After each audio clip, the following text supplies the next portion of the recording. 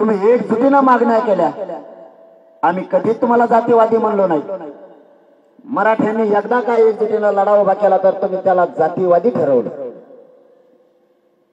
म्हणून तुम्हाला या परभणी नगरीत मी सांगण्यासाठी आलोय, ते जर जातीसाठी कट्टर असतील तर हाय मी सुद्धा जातीसाठी कट्टर आहे।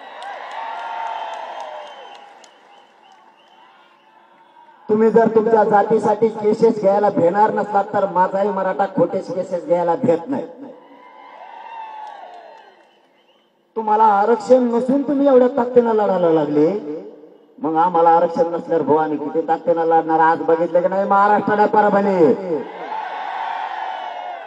म्हणून मुख्यमंत्री साहेबांना सांगतो आणि फडणवीस साहेबांना सुद्धा सांगतो, फडणवीस साहेबांचं एक म्हणणं आहे ते तुम्हाला सांगतो, थोडं शांत चित्तानं ऐका। फडणवीस साहेबांचं असं म्हणणं आहे, आमच्याबद्दल गैरसमज पसरवण्यात आला। काय गैरसमज पसरला मी तुमच्याबद्दल? पण पसरलेला गैरसमज आणि पसरवलेला तो नेरेटिव्ह मी भरून काढणार असं फडणवीस साहेब म्हणतात। काय गैरसमज पसरला, काय चुकीचं सांगितलं? तुम्ही पाठीमागं तुमचं सरकार होतं त्यावेळेस तुम्ही काय म्हणले? पहिल्या कॅबिनेटला धनगर बांधवाला आरक्षण देतो, दिलं का? काय चुकीचं बोललो मी? धनगराला आरक्षण द्या एसटीतून म्हणलो, काय चूक केली? आमच्या आई बहिणीच्या डोक्यात गोळ्या घातल्या, काय चुकीचं समाजाला सांगितलंय? काय गैरसमज पसरला? ही गैरसमज आहे, गोळ्या नाही घातल्या तुमच्या पोलिसांना। आमच्या आई बहिणीचे डोके फुटून रक्ताच्या थारोळ्यात आमचे 5-5 वर्षाचे लेकरं नाही पडले का? आमच्या 70 वर्षाच्या आजीचं कंबर मोडलं तर तिला आत्ताही उठता येत नाही, हे खरं नाही का? मराठ्यांना आरक्षण दिलेलं तुम्हीच घालवलं, हे खरं नाही का? 83 क्रमांकाला ओबीसीच्या यादीत कुणबी म्हणून मराठा जात घातली। मराठा आणि कुणबी एकच आहे। सुशील कुमार शिंदे सरकारनं तोच आधार घेऊन मराठ्यांना कुणबी आणि मराठा म्हणून अध्यादेश काढला, हे खोटं आहे का? मराठा काय चुकीचं बोलतोय? 180 जाती आरक्षणात घातल्या गेल्या, त्याच्यानंतर आता 350 ते 400 जाती ओबीसी आरक्षणात झाल्या।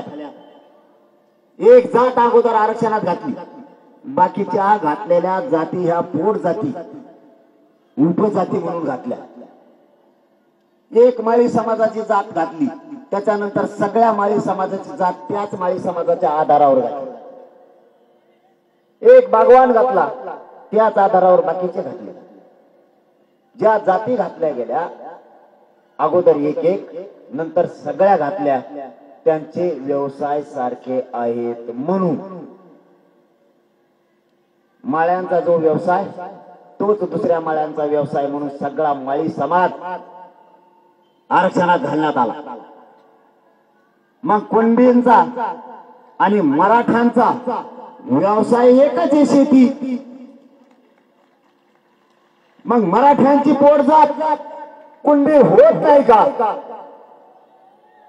काय चुकीचं बोललो आम्ही? फडणवीस साहेब काय चुकीची बातम्या दिल्यात? तुम्ही सांगितलं होतं अंतरवालीतल्या माता मावल्यावर झालेले केसेस अंतरवालीसह राज्यातल्या सगळ्या मागे घेतो। फडणवीस साहेब तुम्ही आणखी नाही छगन भुजबळचा ऐकून केसेस मागे घेतला नाही, उलट 1 लाख केसेस मराठ्यावर तुम्ही जास्त केल्यात।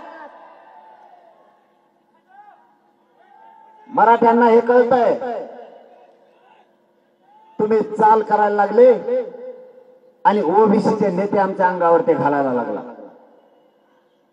भाजप मधल्या सगळ्या मराठ्यांना माझं आव्हान, आम्हाला राजकारण नाही करायचं। तुम्ही सगळेजण मिळून भाजप मधल्या सगळ्या मराठ्यांच्या नेत्यानं, आमदारानं, मंत्र्यानं आणि पदाधिकाऱ्यांनी फडणवीस साहेबांकडे जाऊन बसा। आम्ही तुमच्या फडणवीस साहेबाच्या विरोधात नाही बोलत, कारण ते फडणवीस साहेब तुमचे, तुम्ही जातीला नाही मानत असं म्हणतात लोक. म्हणून मराठ्यांच्या नेत्यांनी भाजपमधल्या त्यांनी तुमच्या फडणवीस साहेबाला सांगावं की फडणवीस साहेब त्यांचं आरक्षण देऊन टाका, ठरलेलं द्या. आम्ही फडणवीस साहेबाच्या, शिंदे साहेबाच्या विरोधात बोलत नाही. जाहीरपणानं परभणीच्या मराठा बांधवांच्या साक्षीनं सांगतो की भाजपमधल्या मराठ्यांच्या आमदारांना आणि मंत्र्यांना आमच्या ठरलेल्या 9 मागण्या, मराठा आणि कुणबी एकच आहेत, 3ही गॅजेट लागू करा.